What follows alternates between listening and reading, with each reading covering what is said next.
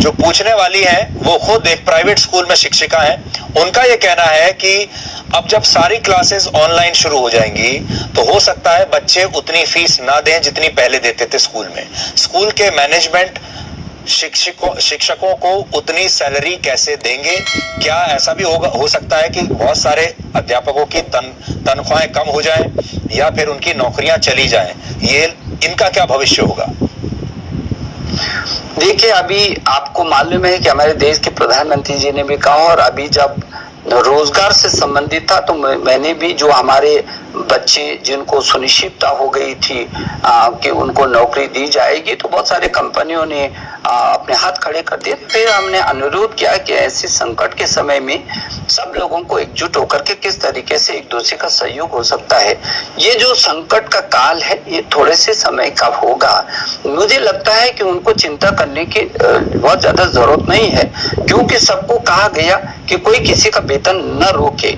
यदि वेतन नहीं रोकेंगे तो उसको काम करना पड़ेगा, काम करना पड़ेगा तो उसको पढ़ाना भी पड़ेगा, पढ़ाना पड़ेगा तो उसको थोड़ा सा शुल्क भी लेना पड़ेगा। तो जैसे मैंने पहले भी कहा कि ये कुछ समय का है, अध्यापक की भूमिका कम नहीं होने वाली है।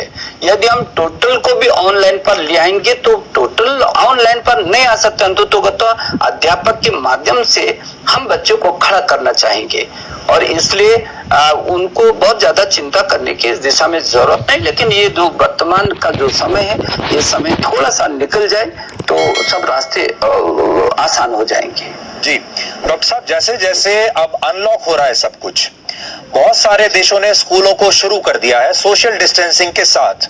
बहुत सारे देश अलग अलग फॉर्मूले अपना रहे हैं। जैसे किसी ने किया कि हम सिर्फ 30% बच्चों को बुलाएंगे, 50% बच्चों को बुलाएंगे, लेकिन कई देश हैं जिन्होंने स्कूल खोल दिए हैं।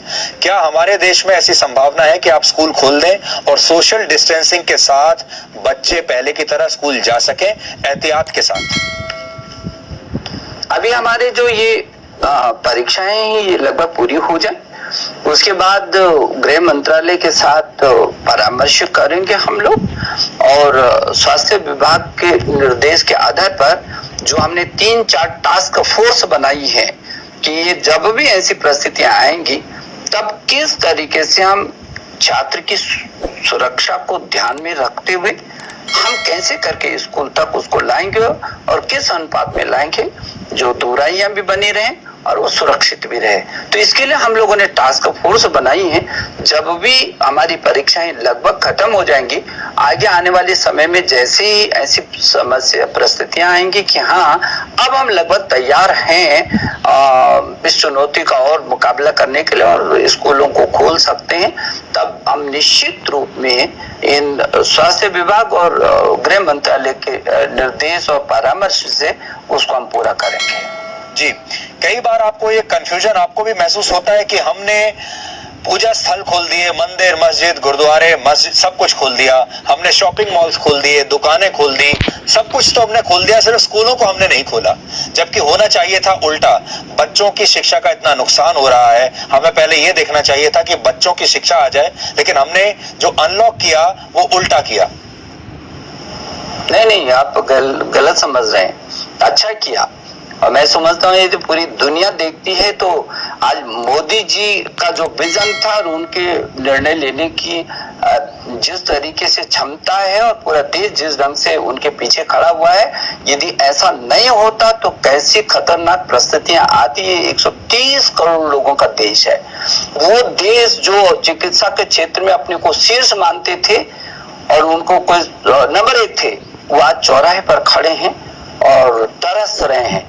तो मैं ये समझता हूँ, क्योंकि जो ये बच्चा है, छात्र है, जिस आप अभी बैठे हैं, कल से आप अगर अभिभावकों को पूछिएगा कि कितने अभिभावक चाहेंगे कि स्कूल खुल जाए, तो मुझे लगता है कि 1-2% से भी, क्योंकि मेरे पास तो लगातार अभिभावकों के मैं तो लगातार परामर्श कर रहा हूँ, अभिभावकों से जुड़ा हूँ, छात्रों से जुड़ा हूँ, अध्यापकों से जुड़ा हूँ, डिग्री कॉलेज के प्रिंसिपल से जुड़ा हूँ, विश्वविद्यालयों 1000 विश्वविद्यालयों के वीसी से जुड़ा हूँ, तो सभी शिक्षा मंत्रियों से लगातार बात कर रहा हूँ।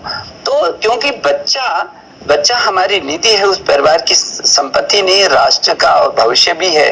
तो उसके बारे में उसकी सुरक्षा कैसे हो, बहुत सारे देशों ने स्कूल खोले फिर बंद करने पड़े उनको, आपको मालूम है। लेकिन हम ये रिस्क उसकी